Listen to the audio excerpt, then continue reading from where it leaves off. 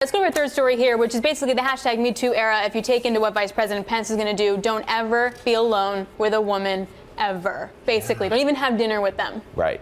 So, safe to say, this is the number one most read story on the Bloomberg already, and it just popped a couple hours ago. I mean, your team worked on it. It's amazing. Yeah, shout out to the reporters, Jillian and Katya, who worked on it. But it is one of those things. There's a lot of good things that have come from the Me Too issues. It's that, people are being more aware, talking to each other. But one of the potential backlashes or issues on the negative side that this story talks about is whether or not women will be iced out somewhat for some of the things in terms of men potentially being fearful that they might do something wrong or get in trouble, and so therefore they're not necessarily opting to have women in meetings. Maybe if they're having a meeting and it should really be a private meeting, they leave the door open, things of that nature.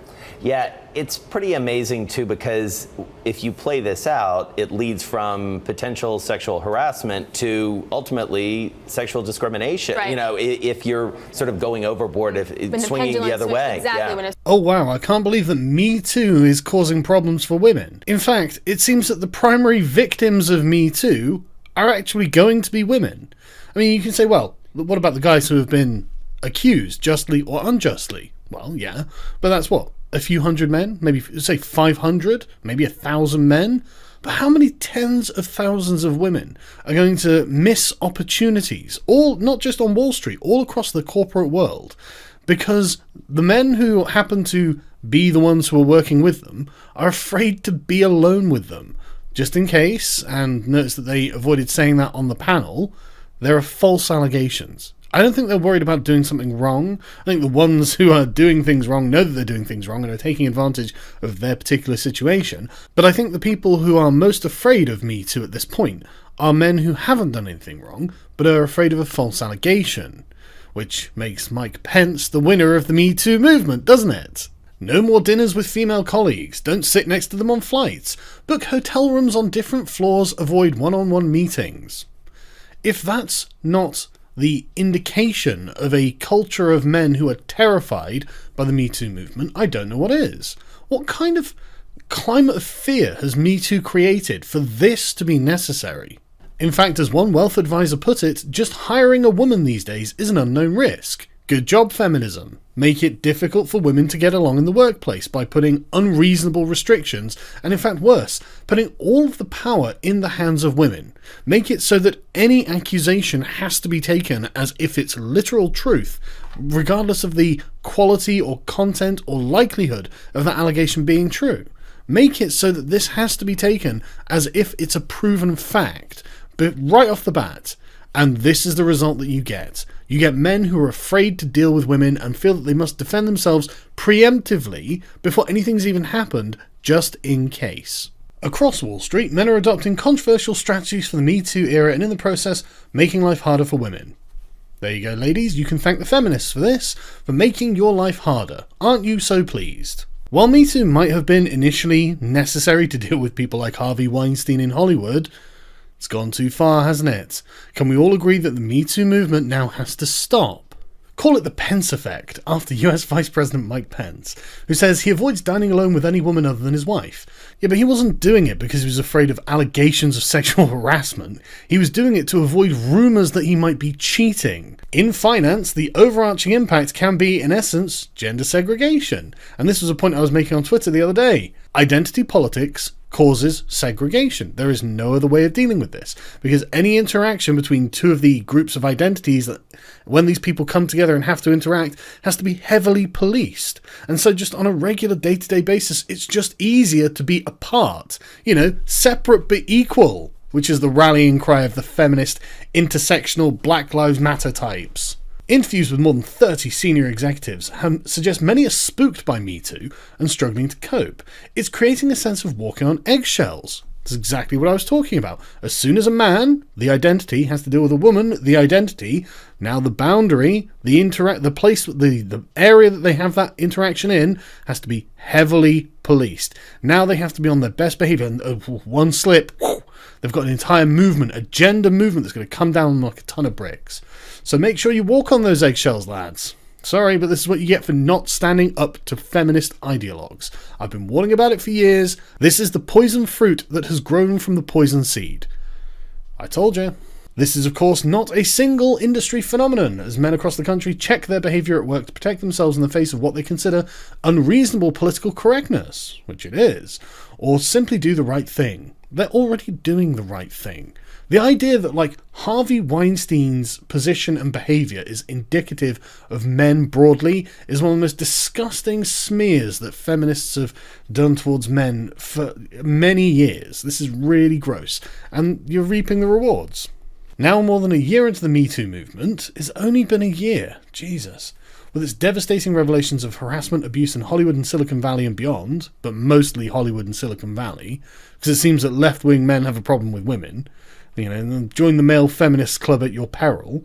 Wall Street risks become more of a boys' club rather than less of one. So feminism completely failed to achieve its goal. It hasn't destroyed the old boys' network, it's created one. Good job.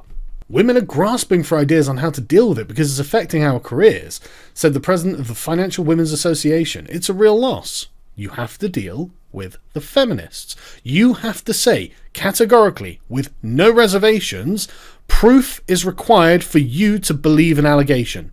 And if there is no proof, then the allegation is fucking worthless. That's what you need to do, Karen Elinsky. Right now, with all of your female friends, as one voice say, fuck feminism. There is a danger too for companies that fail to squash the isolating backlash and don't take steps to have top managers be open about the issue and make it safe for everyone to discuss it, said Stephen Zweig, an employment attorney with Ford Harrison. If men avoid travelling or working with women alone or stop mentoring women for fear of being accused of sexual harassment, I guess Brett Kavanaugh's name would probably come up at this point, those men are going to back out of a sexual harassment complaint and right into a sex discrimination complaint. That's right. You can't win either way because that's the way they've rigged the game and that was the way they wanted to rig the game. You can't allow feminists to dominate your spheres like this. They have to be told to just get bent. While the new personal codes for dealing with MeToo have only just begun to ripple, the shift is already palpable. According to the people interviewed who declined to be named, they work for hedge funds, law firms, banks, private equity firms, Twitter SJWs. You know the SJWs are ruining everything. You know who you are. Address this. Explain to me how the SJWs, the feminists in this case, because SJW is a category with many different types in, the feminists who are SJWs have caused this. Now what? Are you going to pretend to me that feminism is not having a massive tectonic shift and effect on the Western world? Or are you going to sit in your bubble and go, no, nothing bad's happening? For obvious reasons, few will openly talk about the issue. No, what are the obvious reasons? Why is this obvious? It's obvious because you know you're going to be browbeaten. You might have your career threatened. You're going to have your public reputation ruined just for speaking the truth. And the truth, in this case, is an attempt to A, protect men who are innocent of wrongdoing from being falsely accused, but B, helping women with their careers so they can actually advance in their careers as the men do, equality, or what I would term equality. But privately, though, many of the men interviewed acknowledged they're channeling Pence and saying how uneasy they are about being alone with female colleagues, particularly youthful or attractive ones, ones who might be interested in feminism, fearful of the rumour mill or, as one put it, potential liability. They mean a false allegation. That's what they mean. A manager in infrastructure investing said he won't meet with female employees in rooms without windows anymore. Imagine that that's the kind of fear that you have to go through. What a strange world we live in. He also keeps this distance in elevators. A late 40-something in private equity said he has a new rule, established on the advice of his wife, an attorney: no business dinner with a woman 35 or younger. The changes can be subtle but insidious. They're not insidious, they're totally normal and natural and expected of men who are living under the sword of Damocles when it comes to a random allegation made by a spiteful woman. And if you don't think that's a possibility, then you can sit in your bubble of ignorance as men continue around women trying to avoid them. On Wall Street, as elsewhere, the reactions to MeToo can smack of paranoia, particularly given the industry's history of protecting its biggest revenue generators. Yeah, I bet it is about paranoia, but it's paranoia on an individual scale. Some men have voiced concerns to me that a false accusation is what they fear. Of course it is. Why shouldn't they?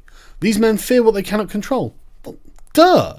What they fear is the fact that their behaviour may have been exemplary their entire career, but one false allegation by one bitter feminist can ruin everything. It's not that they fear what they can't control, it's that they fear being unreasonably damaged, career-wise, reputationally, possibly even legally. This is an unbelievable climate that Me Too has created. And I can't believe that everyone isn't going, well, I mean, things were okay before Me Too, really, weren't they? Especially like in Wall Street, where are the scandals from Wall Street? You know, not Harvey Weinsteining on Wall Street, apparently. In this charged environment, the question is how to respond to Me Too might actually end up hurting women's progress, inevitably. Given the male dominance in Wall Street's top jobs, one of the most pressing consequences for women is the loss of male mentors who can help them climb the ladder.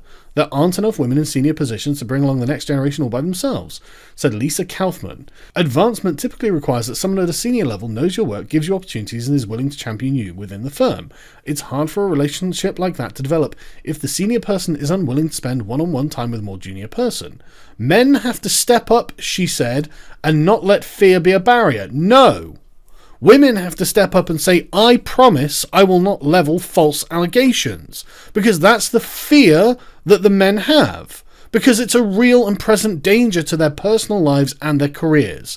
You cannot possibly think that feminists putting in this kind of reign of terror on men through false allegations can be something that men themselves can overcome. No, this is something where female power is being used against men in an identitarian way, and the only people who can stand up to it are women. So get off your fucking ass, Lisa Kaufman, and start telling everyone that feminism can suck your dick.